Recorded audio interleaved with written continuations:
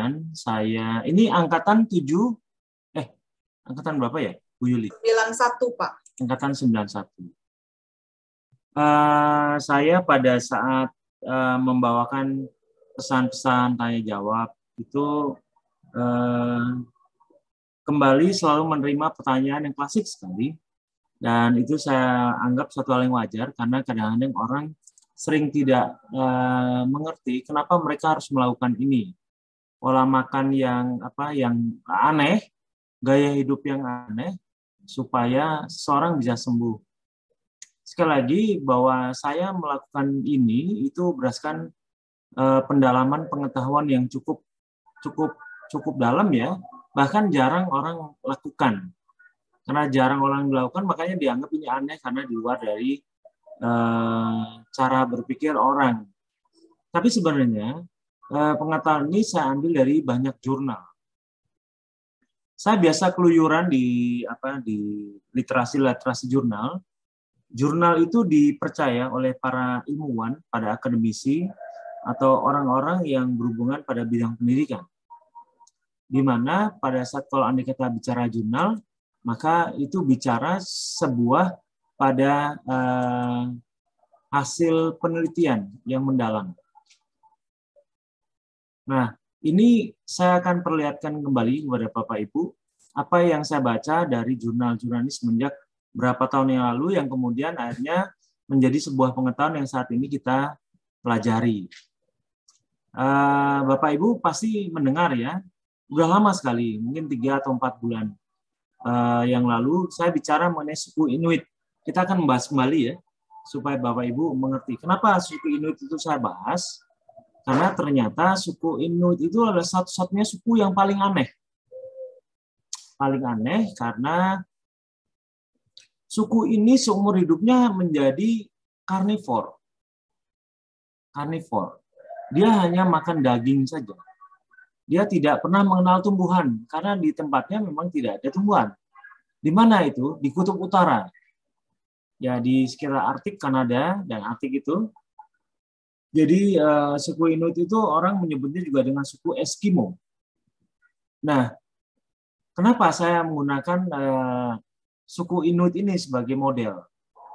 Ya karena memang mereka punya budaya yang unik, satu-satunya suku bangsa di dunia yang 100% makan karnivora melulu.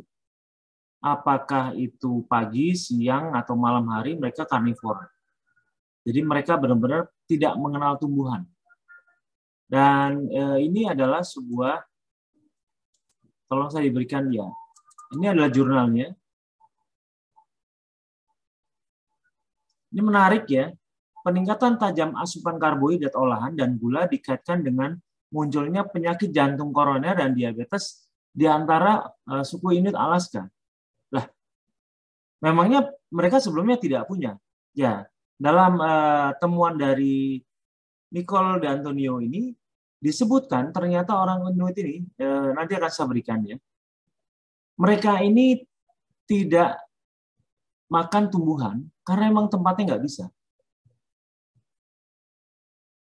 Di tempat mereka itu tidak bisa tumbuhan. Oleh karena itu, seumur hidupnya mereka banyak makan dari ini ya, salah satu desa Inuit yang masih hidup dari daging dan lemak ikan paus dan anjing laut. Di musim panas, mereka makan pokoknya karibu. Karibu itu semacam rusa kutub. Dan di musim dingin, kadang-kadang mereka menangkap dan makan beruang kutub. Konsumsi biji-bijian dan karbohidrat rendah karena tingginya biaya impor. Nah, bayangkan kemudian pada tahun 72, Feldman dan rekan berdasarkan pengamatan mengadakan pemeriksaan.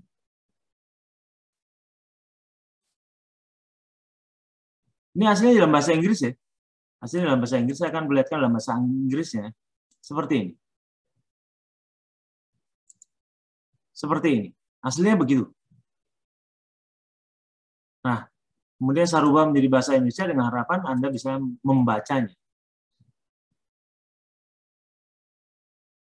Jadi mereka tidak pernah mengalami dyslipidemia, artinya tidak pernah punya masalah dengan kelebihan lemak pada darahnya. Aneh ya? Dan kenapa saya percaya ya? Karena ini jurnal. Jurnal itu ditulis oleh orang-orang yang memang sangat berkompeten. Jadi bukan temuan orang yang hanya mengarang bebas, kemudian menuliskannya dan membentuk suatu imaji dalam pikiran kita bahwa itu bisa terjadi yang kemudian membentuk hoax. Enggak, mereka melakukan penelitian dengan dalam. Dan kemudian itu makanya saya percaya. Dan itu sebagai salah satu ilmu yang saya terima dan kemudian saya ingin bagikan dengan Anda. Penyakit kardiovaskuler, tidak ada orang penyakit kardiovaskuler. Bapak Ibu bisa melihat. Aterosklerosis juga jauh lebih ringan dibandingkan dunia barat. Aterosklerosis itu adalah penyakit dari kelebihan kolesterol. Nah, Bapak Ibu kan suka ngomel tuh. Kenapa kolesterol saya naik? Betul nggak, Bu Norama? Ya, kenapa? Padahal tapi aslinya pada orang jadi model dari pola makan penuh dengan makanan-makanan karnivora ini, justru mereka rendah dari kolesterol.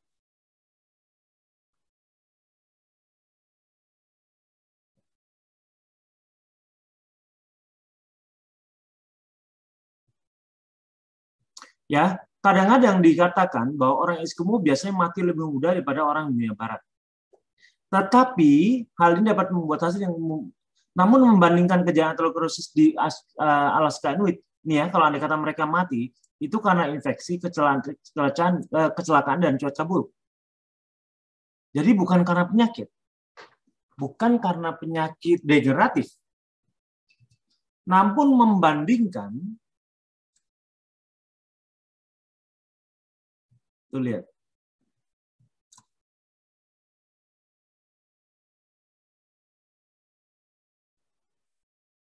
Bapak Ibu bisa melihat perbandingannya, bisa membaca sendiri ya.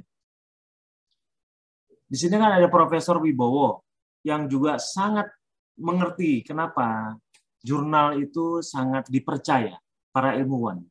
Ya, karena jurnal itu mereka dibuat oleh orang-orang yang memang punya kualifikasi. Tidak sembarangan orang bisa menulis jurnal. Nih, 5 rumah sakit yang belum pernah melihat diabetes mellitus di Eskimo.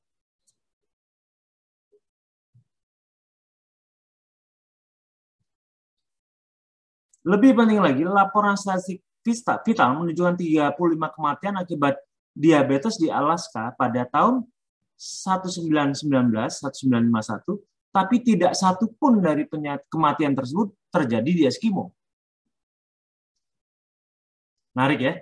Artinya orang Eskimo tidak pernah mengenal diabetes.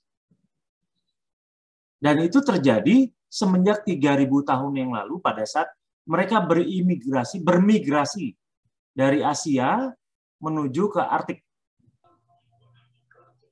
Jadi, tapi mereka jadi masalah pada saat mereka menerima makanan karbohidrat.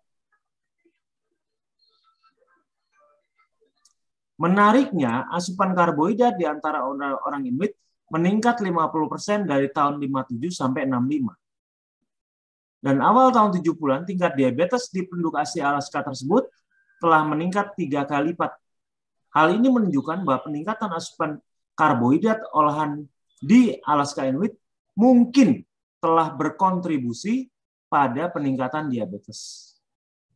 Nah, ini bisa dilihat kalori-kalorinya dan kesehatan populasi konsumsi makanan barat versus penduduk asli Alaska tradisional.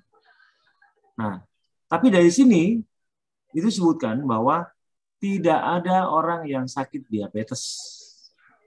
Nah, Bapak Ibu akan saya berikan linknya supaya bisa membaca. Profesor Wibowo juga mungkin bisa membacanya. Kan mungkin apa ya, ada sebagian yang masih belum mengerti kenapa sebuah ilmu pengetahuan ini patut kita pelajari. Nah, kira-kira demikian Bapak Ibu. Kalau andai kata Bapak Ibu masih bermasalah dengan kolesterol, masih bermasalah dengan penyakit-penyakit lain, berarti masih ada kemungkinan karbohidrat yang masuk ke tubuh kita. Jadi selama ini kita memurnikan suatu pengetahuan bahwa ternyata seseorang menjadi sakit kolesterol, sakit degeneratif lainnya, itu bukan karena makan lemak atau daging yang kita makan, tetapi karena gula yang membuat masalah itu muncul. Ya, Bapak Ibu. Jadi kira-kira demikian